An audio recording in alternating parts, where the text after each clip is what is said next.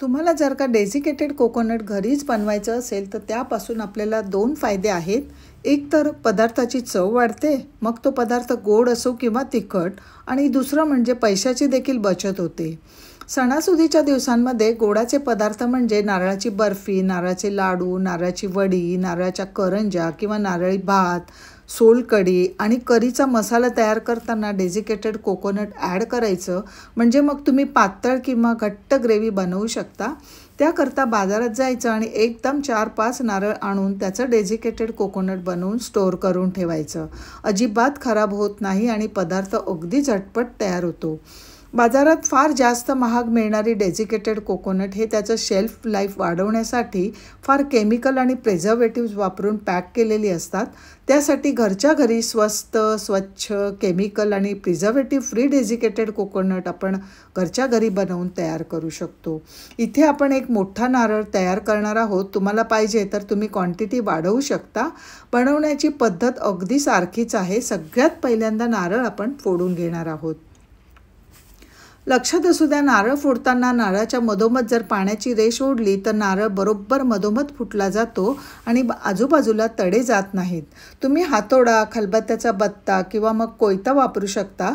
वजनाला नारळ जड लागला म्हणजे आतील खोबरं देखील भरपूर निघतं.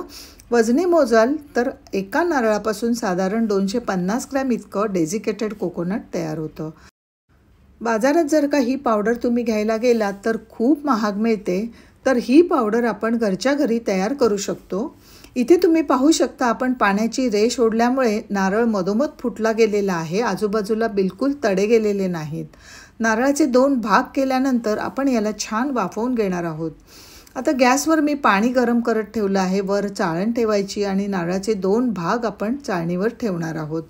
वर झाकण ठेवून 20 मिनटं आपण ह्याला छान वाफवून घेणार आहोत. असं वाफवून घेतल्याने नारळाचा कच्चेपणा निघून जातो आणि नारळाची पावडरही बरेच दिवस टिकते. त्याला बुरशी लागत नाही आणि खराब होत नाही. आणि विशेष म्हणजे असं वाफवून घेतलं की नारळ करवंटीपासून लगेचच वेगळा होतो आणि पाठीचा काळा भाग असतो तोही पटकन निघून येतो. फार जास्त मेहनत करावी लागत नाही. म्हणून असं वाफवून घ्यायचं आहे. साधारण 20 मिनटं वाफवून घेतल्यानंतर गरम असतानाच खाली काढून करवंटी नारळापासून वेगळी करणार आहोत. कारण गरम असल्यामुळे पटकन हे वेगळं होतं. तुम्ही जर का हे वाफवून घेतलं नसतं तर तुम्हाला बराच वेळ मेहनत करावी लागली असती. पाहू शकता तुम्ही, करवंटीपासून नारळ पटकन वेगळा झालेला आहे. तुम्हाला खूप जास्त क्वांटिटीमध्ये स्टोअर करून ठेवायचं असेल तर ही पद्धत खूपच उपयोगी आहे. आता तुम्ही पाहू शकता, बटाट्याच्या साल काढणीने याचा काळा भाग इझिली निघतो. आता दोन्ही नारळाचे साल आपण काढून घेतलेली आहेत. जर का तुमच्याकडे किसणी असेल तर किसणीवर किसून घेऊ शकता किंवा ह्याचे छोटे छोटे तुकडे करून मिक्सरमधून फिरवून घेऊ शकता. आता दुसरीकडे गॅसवर कढई ठेवून हलकीशी गरम झाली की त्यात किसलेलं खोबरं घालायचं आणि मंद आचेवर तळापासून ढवळत सगळं पाणी कमी होईपर्यंत परतून घेणार आहोत. आता परतत असतानाच गॅस फ्लेम अजिबात मोठा करायचा नाही. मंद गॅसवर असं सतत हलवत राहून आपण जर भाजून घेतलं तर थोडा जास्त वेळ लागतो, पण डेझिकेटेड कोकोनट बरेच दिवस खराब किंवा त्याला बुरशी लागत नाही. अगदी मंद आचेवर साधारण 15-20 मिनटं तळापासून अगदी कोरडं होईपर्यंत आपण त्याला परतून घेणार आहोत. गॅस मोठा केला तर पटकन हे करपतं. थोड्याच वेळात रंग हलकासा बदलला आणि तुम्ही पाहू शकता जराही तळाला चिकटलेलं नाही. बाजारातील विकतचं डेझिकेटेड कोकोनट असतं त्यातलं सगळं दूध काढलं जातं आणि उरलेला चोथा असतो त्याची पावडर करून दिली जाते.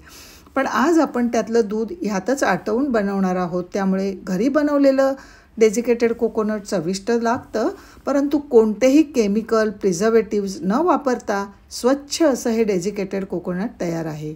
याला पंख्याखाली संपूर्ण थंड करून घ्यायचं आणि नंतर एका कोरड्या डब्यामध्ये भरून ठेवायचं आहे. ही पावडर 15 दिवस जरी तुम्ही फ्रीजशिवाय बाहेर ठेवली तरीही खराब होत नाही, परंतु फ्रीजमध्ये जास्त दिवस फ्रेश राहतं. आणि अशी पावडर बनवून ठेवली तर सणासुदीला किंवा अचानक काही पदार्थ बनवायचा असेल किंवा तुम्ही घाईत असाल तेव्हा ही डेझिकेटेड कोकोनट जर स्टोअर करून ठेवलं असेल तर पदार्थ करताना बराचसा वेळ आणि मेहनत वाचते.